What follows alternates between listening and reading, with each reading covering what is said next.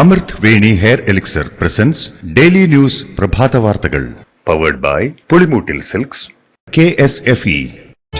ഈ ആണുങ്ങൾക്ക് മാത്രം എന്താ ഇത്ര അധികം നെറ്റ് കെയറിലും ഹെയർ ലോസ് ഒക്കെ ഉണ്ടാവണേ?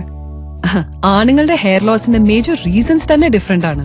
സ്കാൽപ്പിലുള്ള 5 ആൽഫ റിഡക്ടേസ് എന്ന എൻസൈം നിങ്ങളുടെ ഹോർമോണുമായി ചേർന്ന് ഹെയർ ഫോളിക്കിൾസിനെ ചുരുക്കുന്നു. Amrut Veni hair elixir for men use ചെയ്യൂ. പുരുഷന്മാർക്ക് വേണ്ടി ബയോടെക്നോളജി പ്രകാരം പ്രത്യേകം ഡെവലപ്പ് ചെയ്തത്. നമസ്കാരം, ഞാൻ ഡെയ്സി ബിജു.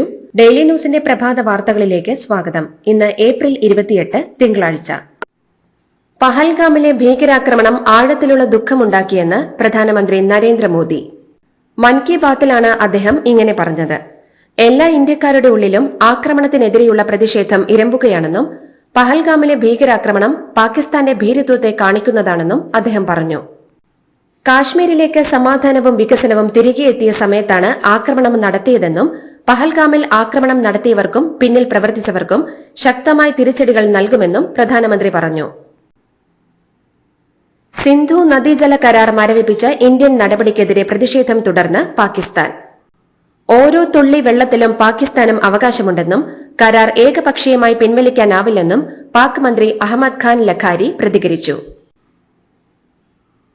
പഹൽഗാം ഭീകരാക്രമണത്തിന്റെ പശ്ചാത്തലത്തിൽ ഇന്ത്യ പാക് സംഘർഷം രൂക്ഷമാകുമ്പോൾ പാകിസ്ഥാന് പൂർണ്ണ പിന്തുണ പ്രഖ്യാപിച്ച് ചൈന. പാകിസ്ഥാൻ എല്ലാ കാലത്തെയും സുഹൃത്താണെന്നും പാകിസ്ഥാന്റെ പരമാധികാരവും സുരക്ഷയും അഖണ്ഡതയും ഉറപ്പാക്കാൻ കൂടെയുണ്ടാവുമെന്നും ചൈനീസ് വിദേശകാര്യ മന്ത്രാലയം പുറത്തിറക്കിയ പ്രസ്താവനയിൽ പറഞ്ഞു. പഹൽഗാം ആക്രമണത്തിൽ നിഷ്പക്ഷ അന്വേഷണമാണ് വേണ്ടതെന്നും ചൈന വ്യക്തമാക്കി. ജമ്മു കാശ്മീരിൽ സാമൂഹിക പ്രവർത്തകൻ ഗുലാം റസൂൽ മിഗൈരയെ തീവ്രവാദികൾ വെടിവെച്ച് കൊലപ്പെടുത്തി. 45 വയസ്സായിരുന്നു. ശനിയാഴ്ച അർദ്ധരാത്രിയോടെ കുപ്വാര ജില്ലയിലെ കന്റി ഖാസിലുള്ള വീട്ടിലേക്ക് അതിക്രമിച്ച് കയറിയ തീവ്രവാദികൾ ഗുലാമിനെ വെടിവെച്ച് കൊലപ്പെടുത്തുകയായിരുന്നുവെന്നാണ് വിവരം. തീവ്രവാദികൾ എന്തുകൊണ്ടാണ് സാമൂഹിക പ്രവർത്തകനെ ആക്രമിച്ചതെന്ന് വ്യക്തമല്ല. പാകിസ്ഥാൻ പ്രകോപനം തുടർന്നാൽ വെടിനിർത്തൽ കരാറിൽ നിന്ന് പിൻവാങ്ങാൻ ഇന്ത്യ. പാകിസ്ഥാൻ പലയിടത്തും വെടിവയ്പ് തുടരുകയാണ്. കഴിഞ്ഞ 48 മണിക്കൂറിൽ നിയന്ത്രണ രേഖയിൽ പലയിടത്തും പാകിസ്ഥാൻ വെടിവയ്പ് നടത്തി. അതോടൊപ്പം നിയന്ത്രണ രേഖയിൽ ഏത് സാഹചര്യം നേരിടാനും തയ്യാറെന്ന് സൈന്യം വ്യക്തമാക്കി. പഹൽഗാം ഭീകരാക്രമണത്തിന്റെ പശ്ചാത്തലത്തിൽ 537 പാകിസ്ഥാനികൾ അട്ടാരി അതിർത്തി വഴി മടങ്ങിയെന്ന് കേന്ദ്രത്തിന്റെ ഔദ്യോഗിക കണക്കുകൾ. ഇതിൽ 6 പേർ കേരളത്തിൽ നിന്നുള്ളവരാണെന്നും വിവരമുണ്ട്.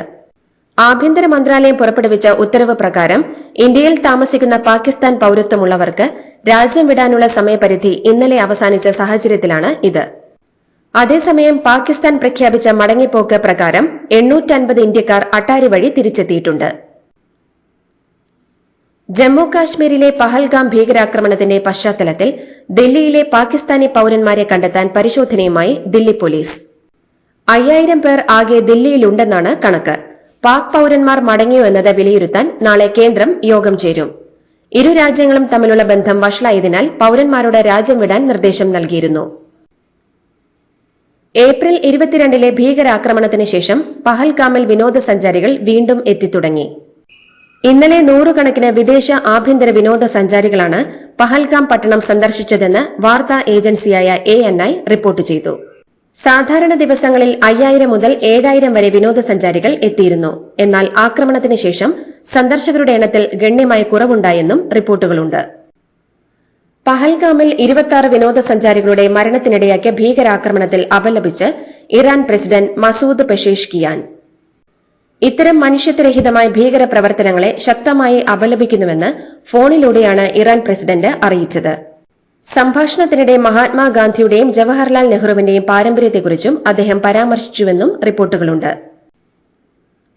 പഹൽഗാമിലെ ഭീകരാക്രമണം തടയുന്നതിലെ രഹസ്യാന്വേഷണ വീഴ്ച ഇപ്പോൾ ചർച്ചയാക്കേണ്ടതില്ലെന്ന് കോൺഗ്രസ് പ്രവർത്തക സമിതി അംഗം ശശി തരൂർ.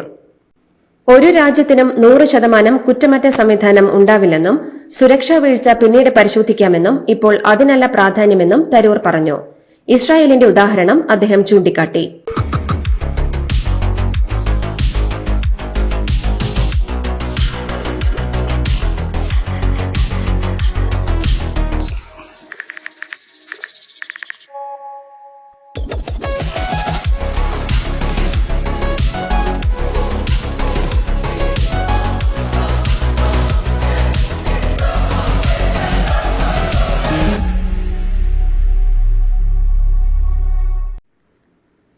പാലക്കാട് അട്ടപ്പാടിയിൽ കാട്ടാന ആക്രമണത്തിൽ പരിക്കേറ്റ ആദിവാസി വയോധികൻ മരിച്ചു. ഉൾക്കാട്ടിൽ വിറക് ശേഖരിക്കുന്നതിനിടെ പുത്തൂർ സ്വർണഗഥ ഉന്നതിയിലെ കാളിയെയാണ് കാട്ടാന ആക്രമിച്ചത്. കാളിയുടെ കുടുംബത്തിന് അടിയന്തര ധനസഹായമായി 5 ലക്ഷം രൂപ കൈമാറുമെന്ന് വനം വകുപ്പ് അറിയിച്ചു. സിപിഎം സംസ്ഥാന സെക്രട്ടേറിയറ്റിൽ പങ്കെടുക്കുന്നതിൽ കേന്ദ്ര കമ്മിറ്റി അംഗം പി കെ ശ്രീമതിക്ക് പിണറായി വിജയന്റെ വിലക്കെന്ന് റിപ്പോർട്ടുകൾ. പ്രായപരിധി ഇളവ് ബാധകം കേന്ദ്ര കമ്മിറ്റിയിൽ മാത്രമാണെന്നും അതുപയോഗിച്ച് സംസ്ഥാന സെക്രട്ടേറിയറ്റിൽ പങ്കെടുക്കാനാവില്ലെന്നും കേന്ദ്ര കമ്മിറ്റി അംഗമെന്ന നിലയിൽ കേരളത്തിലെ നേതൃയോഗങ്ങളിൽ പങ്കെടുക്കാനോ സംഘടനാ ചുമതല ഏറ്റെടുക്കാനോ കഴിയില്ലെന്നുമാണ് പിണറായിയുടെ നിലപാടെന്നാണ് റിപ്പോർട്ടുകൾ. പി കെ ശ്രീമതിയെ സിപിഎം സംസ്ഥാന സെക്രട്ടേറിയറ്റിൽ നിന്ന് ഒഴിവാക്കിയത് പാർട്ടിയുടെ സംഘടനാപരമായ തീരുമാനമാണെന്ന് സംസ്ഥാന secretary M V Govindan. Sreemathi സംസ്ഥാന കമ്മിറ്റിയിലും സെക്രട്ടേറിയറ്റിലും അംഗമായിരുന്നുവെന്നും 75 വയസ്സ് പൂർത്തിയായതിനാൽ സംസ്ഥാന കമ്മിറ്റിയിൽ നിന്നും സെക്രട്ടേറിയറ്റിൽ നിന്നും ഒഴിവായി എന്നും എം വി ഗോവിന്ദൻ പറഞ്ഞു.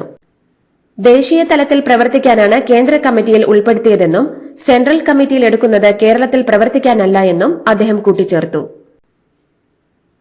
സിപിഎം സംസ്ഥാന സെക്രട്ടേറിയറ്റ് യോഗത്തിൽ തനിക്ക് വിലക്ക് ഏർപ്പെടുത്തിയിട്ടില്ലെന്ന് കേന്ദ്ര കമ്മിറ്റി അംഗം പി കെ ശ്രീമതി. പിണറായിയെ പോലൊരു നേതാവിന്റെ വിലക്ക് തനിക്കുണ്ടെന്ന് വരുത്തി തീർക്കാനുള്ള ശ്രമം നടക്കുന്നുണ്ടെന്നും പി കെ ശ്രീമതി പറഞ്ഞു. കേരളത്തിലുണ്ടെങ്കിൽ ഇനിയും സെക്രട്ടേറിയറ്റ് യോഗത്തിൽ പങ്കെടുക്കുമെന്നും അവർ കൂട്ടിച്ചേർത്തു. സഹജീവികൾക്ക് വേണ്ടി സ്വയം കത്തിയെരിയുന്ന സൂര്യനാണ് പിണറായി വിജയനെന്ന് കണ്ണൂർ സിപിഎം ജില്ലാ സെക്രട്ടറി കെ കെ രാഗേഷ്. മുഖ്യമന്ത്രിയുടെ പ്രൈവറ്റ് സെക്രട്ടറിയായി ജോലി ചെയ്തിരുന്ന കാലത്തെക്കുറിച്ചുള്ള ഫേസ്ബുക്ക് കുറിപ്പിലാണ് രാഗേഷിന്റെ പരാമർശം. മാസപ്പടി കേസിലെ മൊഴി സംബന്ധിച്ച വീണ വിജയന്റെ വിശദീകരണം തെറ്റാണെന്ന് പരാതിക്കാരനായ ഷോൺ ജോർജ്. SFIO റിപ്പോർട്ടിൽ വ്യക്തമായി വീണ സേവനം നൽകിയിട്ടില്ലെന്ന് പറയുന്നുവെന്നും വീണ മാത്രമല്ല എക്സാലോജിക്കിലെ ഉദ്യോഗസ്ഥരും CMRL IT ഹെഡും സേവനമൊന്നും നൽകിയിട്ടില്ലെന്ന് മൊഴി നൽകിയിട്ടുണ്ടെന്നും അദ്ദേഹം പറഞ്ഞു. പോലീസിനെതിരെ വിമർശനവുമായി മുതിർന്ന CPM നേതാവ് ജി സുധാകരൻ. തനിക്കെതിരെയുള്ള ഫേസ്ബുക്ക് അധിക്ഷേപത്തിന് പുന്നപ്ര പോലീസ് സ്റ്റേഷനിൽ 2 പരാതി നൽകിയിരുന്നുവെന്നും എന്നാൽ എന്ത് നടപടി സ്വീകരിച്ചെന്ന് പോലീസ് അറിയിച്ചിട്ടില്ലെന്നും സുധാകരൻ പറഞ്ഞു. അധിക്ഷേപിച്ചവർ മാപ്പ് പറഞ്ഞെന്ന് മാത്രം പറഞ്ഞുവെന്നും FIRO മാപ്പ് പറഞ്ഞ രേഖയോ പോലും കിട്ടിയിട്ടില്ലെന്നും 4 തവണ MLA ആയ തന്റെ സ്ഥിതി ഇതാണെങ്കിൽ സാധാരണക്കാരന്റെ സ്ഥിതി എന്താകുമെന്നും ജി സുധാകരൻ പറഞ്ഞു. വയനാട്ടിൽ സർക്കാരിന്റെ 4ാം വാർഷികത്തോടനുബന്ധിച്ച് നടത്തുന്ന സെമിനാറുകളിൽ ആളുകളെ എത്തിക്കാൻ ഉദ്യോഗസ്ഥരുടെ സമ്മർദ്ദമെന്ന് റിപ്പോർട്ടുകൾ. സാക്ഷരതാ മിഷൻ നടത്തുന്ന സെമിനാറുകളിൽ പങ്കെടുത്തില്ലെങ്കിൽ തുല്യതാ പഠിതാക്കളെ പരീക്ഷ എഴുതിപ്പിക്കില്ലെന്നും CE മാർക്ക് കുറയ്ക്കുമെന്നും ഭീഷണിപ്പെടുത്തിയതായാണ് വിവരം. വരവിൽ കവിഞ്ഞ് സ്വത്ത് സമ്പാദിച്ചെന്ന ഗുരുതര ആരോപണം നേരിടുന്ന KM എബ്രഹാം മുഖ്യമന്ത്രിയുടെ ചീഫ് പ്രിൻസിപ്പൽ സെക്രട്ടറിയായി ഇപ്പോഴും തുടരുന്നത് സംസ്ഥാനത്തിന് തന്നെ അപമാനമാണെന്ന് പ്രതിപക്ഷ നേതാവ് V D Satheesan. Chief secretary പദവി ഉൾപ്പെടെ വഹിച്ചിട്ടുള്ള KM എബ്രഹാം രാജിവെച്ച് പുറത്തുപോകാൻ തയ്യാറാകണമെന്നും അതിന് തയ്യാറായില്ലെങ്കിൽ അദ്ദേഹത്തെ മുഖ്യമന്ത്രി പുറത്താക്കണമെന്നും ലാവ്ലിൻ കേസിൽ സാക്ഷിയായതുകൊണ്ടാണോ KM എബ്രഹാമിനെ മുഖ്യമന്ത്രി ഭയപ്പെടുന്നതെന്നും അദ്ദേഹം ചോദിച്ചു. ഉപതെരഞ്ഞെടുപ്പ് അടുത്തിരിക്കെ ഭക്ഷ്യക്കിറ്റ് പദ്ധതിയുമായി LDF ഭരിക്കുന്ന നിലമ്പൂർ നഗരസഭ 60 വയസ്സ് കഴിഞ്ഞ എല്ലാവർക്കും മാസം തോറും ഭക്ഷ്യക്കിറ്റ് സൌജന്യമായി വീട്ടിലെത്തിക്കാനാണ് പദ്ധതി. സംസ്ഥാന സർക്കാർ പരീക്ഷിച്ച വോട്ട് തട്ടാനുള്ള കിറ്റ് തന്ത്രം ഇടതുമുന്നണി നിലമ്പൂരിലും ആവർത്തിക്കുകയാണെന്ന് UDF ആരോപിച്ചു. ഓഫീസ് സമയം കഴിഞ്ഞാലും അവധി ദിനമാണെങ്കിലും പണത്തിന് ആവശ്യമെങ്കിൽ മൊബൈൽ ആപ്പ് വഴി ഉടനടി അക്കൗണ്ടിലെത്തും. അതാണ് KSFE smart gold over draft. ഏത് ശാഖയിലും സ്വർണം വയ്ക്കൂ, മൊബൈൽ ആപ്പ് വഴി എപ്പോഴും എവിടെ വെച്ചും പണം പിൻവലിക്കൂ. പരമാവധി 50 ലക്ഷം രൂപ വരെ അതിവേഗ പ്രോസസിംഗ്, 24/7 സേവനം. ഇനി ആവശ്യങ്ങൾക്ക് അവധി കൊടുക്കേണ്ട, സമയവും നോക്കേണ്ട. KSFE smart gold over draft. Digitally super charge your gold. Hybrid കഞ്ചാവുമായി പ്രമുഖ മലയാള സിനിമാ സംവിധായകരായ ഖാലിദ് റഹ്മാൻ, അഷ്റഫ് ഹംസ എന്നിവർ പിടിയിലായി. എക്സൈസ് സ്പെഷ്യൽ സ്ക്വാഡ് നടത്തിയ പരിശോധനയിലാണ് ഇവർ പിടിയിലായത്.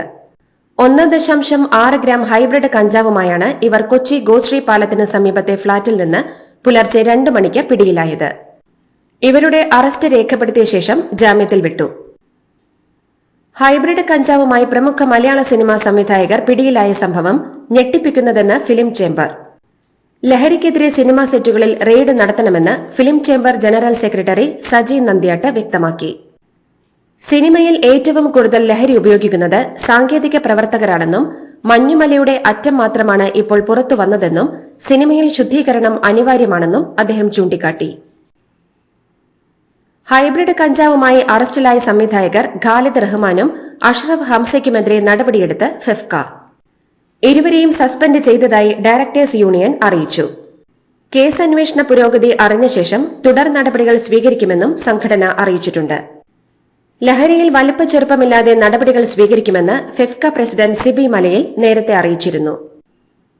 സിനിമാ മേഖലയിൽ ലഹരി വസ്തുക്കൾ ഉപയോഗിക്കാത്ത അപൂർവം ചിലരെ ഉള്ളൂവെന്ന് സിനിമാ നിർമ്മാതാവ് ലിബർട്ടി ബഷീർ. വ്യക്തിപരമായി ആളുകളെ ഇത്തരത്തിൽ പിടിക്കുന്നതിൽ എതിർപ്പില്ലെന്നും എന്നാൽ സിനിമാ ഷൂട്ടിംഗ് ലൊക്കേഷനിൽ വന്ന് പരിശോധന നടത്തുന്നതിൽ പ്രായോഗിക ബുദ്ധിമുട്ടുണ്ടെന്നും അദ്ദേഹം പറഞ്ഞു. സിനിമയുടെ ഷൂട്ടിംഗ് മുടങ്ങിയാൽ കോടികളുടെ നഷ്ടമാണ് ഉണ്ടാകുകയെന്നും ഒരു ദിവസത്തെ ഷൂട്ടിംഗ് മുടങ്ങിയാൽ തന്നെ ലക്ഷങ്ങളുടെ നഷ്ടമാണ് ഉണ്ടാകുകയെന്നും അദ്ദേഹം കൂട്ടിച്ചേർത്തു. സിനിമാ കുടുംബത്തിൽപ്പെട്ട ഒരു പ്രമുഖ നടനും അയാളുടെ ഭാര്യയും ലഹരി ഉപയോഗിക്കുന്നുണ്ടെന്ന് ഷൈൻ ടോം ചാക്കോ തന്നെ വെളിപ്പെടുത്തിയതാണെന്ന് സംവിധായകൻ ബൈജു കൊട്ടാരക്കര. സിനിമാ മേഖലയിൽ എല്ലായിടത്തും ലഹരി ഒഴുകുന്നുണ്ടെന്നും എക്സൈസും പോലീസും സംയുക്തമായി പരിശോധന നടത്തിയാൽ മാത്രമേ ലഹരി വ്യാപനം തടയാൻ കഴിയൂ എന്നും ലഹരി ഉപയോഗിക്കുന്നവരെ സിനിമയിൽ നിന്ന് മാറ്റി നിർത്തണമെന്നും ബൈജു കൊട്ടാരക്കര ആവശ്യപ്പെട്ടു. ആലപ്പുഴയിലെ ഹൈബ്രിഡ് കഞ്ചാവ് കേസിൽ മുൻ ബിഗ് ബോസ് താരം ജിൻഡോയ്ക്ക് എക്സൈസ് നോട്ടീസ്. ചൊവ്വാഴ്ച ചോദ്യം ചെയ്യലിന് ഹാജരാകാനാണ് നിർദ്ദേശം നൽകിയിരിക്കുന്നത്. കഞ്ചാവ് കേസിൽ പിടിയിലായ തസ്ലിമയ്ക്ക് ജിൻഡോയുമായി സാമ്പത്തിക ഇടപാടുകളുണ്ടെന്ന് കണ്ടെത്തിയതിനെ തുടർന്നാണ് ചോദ്യം ചെയ്യാൻ വിളിപ്പിച്ചിരിക്കുന്നത്. ലഹരി ഇടപാടുമായി ബന്ധപ്പെട്ടാണോ സാമ്പത്തിക ഇടപാട് എന്ന കാര്യത്തിൽ വ്യക്തത വരുത്താനാണ് ചോദ്യം ചെയ്യുന്നത്. മുഖ്യമന്ത്രിയുടെ ക്ലിഫ് ഹൌസിലെ അത്താഴ വിരുന്നിൽ നിന്ന് പിന്മാറി കേരള, ബംഗാൾ, ഗോവ ഗവർണർമാർ. മുഖ്യമന്ത്രിയുടെ മകൾ ഉൾപ്പെട്ട മാസപ്പടി കേസ് നിർണായക ഘട്ടത്തിലെത്തി നിൽക്കെ ഡിന്നർ വിവാദമാകുമെന്ന വിലയിരുത്തലിന്റെ അടിസ്ഥാനത്തിലാണ് പിന്മാറ്റമെന്നാണ് വിവരം. രാജ്ഭവനിൽ കുടുംബസമേതം ആഴ്ചകൾക്ക് മുൻപ് എത്തിയായിരുന്നു മുഖ്യമന്ത്രി രാജേന്ദ്ര ആർലേക്കറെ ക്ഷണിച്ചിരുന്നത്. പഹൽഗാം ഭീകരാക്രമണത്തിന്റെ പേരിൽ പാകിസ്ഥാനുമായി യുദ്ധത്തിന് താൻ അനുകൂലമല്ലെന്ന് കർണാടക മുഖ്യമന്ത്രി സിദ്ധരാമയ്യ പറഞ്ഞതിന് പിന്നാലെ വിവാദ പരാമർശവുമായി മറ്റൊരു മന്ത്രിയും രംഗത്ത്. കൊലയാളികളായ ഭീകരവാദികൾ ആളുകളെ വെടിവെക്കുന്നതിന് മുൻപ് അവരുടെ മതം ചോദിച്ചതായി താൻ കരുതുന്നില്ലെന്ന് എക്സൈസ് മന്ത്രി ആർ ബി തിമ്മാപ്പൂർ മാധ്യമങ്ങളോട് പറഞ്ഞു. വെടിവെക്കുന്ന ഒരാൾ ജാതിയോ മതമോ ചോദിക്കുമോ എന്നും അയാൾ വെടിവെച്ചിട്ട് പോകുമോ എന്നും ഇക്കാര്യത്തിൽ പ്രായോഗികമായി ചിന്തിക്കണമെന്നും അദ്ദേഹം പറഞ്ഞു. വിശ്വസ്തനായ സെന്തിൽ ബാലാജിയെയും അശ്ലീല പരാമർശത്തിലൂടെ വിവാദത്തിലായ കെ പൊന്മുടിയെയും ഒഴിവാക്കി തമിഴ്നാട്ടിലെ സ്റ്റാലിൻ മന്ത്രിസഭയിൽ അഴിച്ചുപണി. മന്ത്രിസ്ഥാനം രാജിവെച്ചില്ലെങ്കിൽ കള്ളപ്പണ കേസിലെ ജാമ്യം റദ്ദാക്കുമെന്ന് സുപ്രീംകോടതി അന്ത്യശാസനം നൽകിയതോടെയാണ് ബാലാജിയെ കൈവിടാൻ സ്റ്റാലിൻ നിർബന്ധിതനായത്. ബാലാജിയുടെ ജാമ്യം റദ്ദാക്കണമെന്ന ഹർജി നാളെ സുപ്രീംകോടതി പരിഗണിക്കാനിരിക്കെയാണ് നടപടി. ഡൽഹിയിൽ ചേരി പ്രദേശത്തുണ്ടായ തീപിടുത്തത്തിൽ 2 കുട്ടികൾ വെന്തുമരിച്ചു. 5 പേർക്ക് പരിക്കേറ്റു. താൽക്കാലികമായി കെട്ടിയുണ്ടാക്കിയ 1000-ഓളം കുടിലുകളും കത്തിനശിച്ചു. ഡൽഹിയിലെ രോഹിണി സെക്ടറിലെ ശ്രീനികേതൻ അപ്പാർട്ട്മെന്റിലാണ് സംഭവം. 3 മണിക്കൂറോളം ശ്രമിച്ചാണ് തീ നിയന്ത്രണ വിധേയമാക്കിയത്. കനേഡിയൻ നഗരമായ വാൻകൂവറിൽ ഒരു സ്ട്രീറ്റ് ഫെസ്റ്റിവലിനിടയിൽ ആൾക്കൂട്ടത്തിനിടയിലേക്ക് വാഹനം ഇടിച്ചുകയറി 11 പേർ മരിച്ചതായി റിപ്പോർട്ട്. ലാപ്പു ലാപ്പു ദിനം ആഘോഷിക്കുന്നതിന് ഒത്തുകൂടിയവർക്കിടയിലേക്കാണ് വാഹനം ഇടിച്ചുകയറിയത്. ആക്രമണമാണോ അപകടമാണോ സംഭവിച്ചതെന്നതിൽ വ്യക്തത ലഭിച്ചിട്ടില്ല. ഡ്രൈവറെ പോലീസ് അറസ്റ്റ് ചെയ്തതായി അന്തർദേശീയ മാധ്യമങ്ങൾ റിപ്പോർട്ട് ചെയ്തു. IPL-ൽ ഇന്നലെ നടന്ന ആദ്യ മത്സരത്തിൽ ലക്നൌ സൂപ്പർ ജയന്റ്സിനെ 54 റൺസിന് തോൽപ്പിച്ച് തുടർച്ചയായ 5ാം ജയം നേടി മുംബൈ ഇന്ത്യൻസ്. ടോസ് നഷ്ടപ്പെട്ട് ബാറ്റിംഗിനിറങ്ങിയ മുംബൈ 58 റൺസെടുത്ത റയാൻ റിക്കൽട്ടണിന്റെയും 54 റൺസെടുത്ത സൂര്യകുമാർ യാദവിന്റെയും കരുത്തിൽ 7 വിക്കറ്റ് നഷ്ടത്തിൽ 215 റൺസെടുത്തു. എന്നാൽ മറുപടി ബാറ്റിംഗിനിറങ്ങിയ ലക്നൌ 161 റൺസ് നേടുന്നതിനിടയിൽ എല്ലാവരും പുറത്തായി. IPL-ൽ ഇന്നലെ നടന്ന 2ാമത്തെ മത്സരത്തിൽ ഡൽഹി ക്യാപിറ്റൽസിനെ 6 വിക്കറ്റിന് തകർത്ത് റോയൽ ചലഞ്ചേഴ്സ് ബംഗളൂരു. ടോസ് നഷ്ടപ്പെട്ട് ബാറ്റിംഗിനെത്തിയ ഡൽഹിക്ക് 8 വിക്കറ്റ് നഷ്ടത്തിൽ 162 റൺസ് നേടാനേ സാധിച്ചുള്ളൂ. മറുപടി ബാറ്റിംഗിനിറങ്ങിയ ബംഗളൂരുവിന്റെ തുടക്കം തകർച്ചയോടെയായിരുന്നെങ്കിലും 73 റൺസെടുത്ത് പുറത്താവാതെ നിന്ന ക്രുനാൽ പാണ്ഡെയുടെയും 51 റൺസെടുത്ത വിരാട് കോഹ്ലിയുടെയും കരുത്തിൽ വിജയലക്ഷ്യത്തിലെത്തി. ഈ ജയത്തോടെ 10 മത്സരങ്ങളിൽ നിന്ന് 14 പോയിന്റുമായി പോയിന്റ് പട്ടികയിൽ ഒന്നാമതെത്താനും റോയൽ ചലഞ്ചേഴ്സ് ബംഗളൂരുവിന് സാധിച്ചു. ഇംഗ്ലീഷ് പ്രീമിയർ ലീഗ് കിരീടം ലിവർപൂളിന് സ്വന്തം. ടോട്ടനത്തെ 5-1 തകർത്താണ് ചെമ്പടയുടെ തേരോട്ടം. 4 കളികൾ അവശേഷിക്കെ തന്നെ കിരീടമുറപ്പിച്ച ലിവർപൂളിന് 34 കളികളിൽ നിന്ന് 82 പോയിന്റാണ് ഉള്ളത്. രണ്ടാം സ്ഥാനത്തുള്ള ആഴ്സണലിന് 34 കളികളിൽ നിന്ന് 67 പോയിന്റ് മാത്രമാണ് ഉള്ളത്. ഇതോടുകൂടി ഡെയിലി ന്യൂസിന്റെ ഇന്നത്തെ പ്രഭാത വാർത്തകൾ സമാപിക്കുന്നു. ഡെയിലി ന്യൂസിന് വേണ്ടി വാർത്തകൾ വായിച്ചത് ഡെയ്സി ബിജു. ഡെയിലി ന്യൂസ് ലൈവ്.in വാർത്തകൾ വിരൽ തുമ്പിൽ.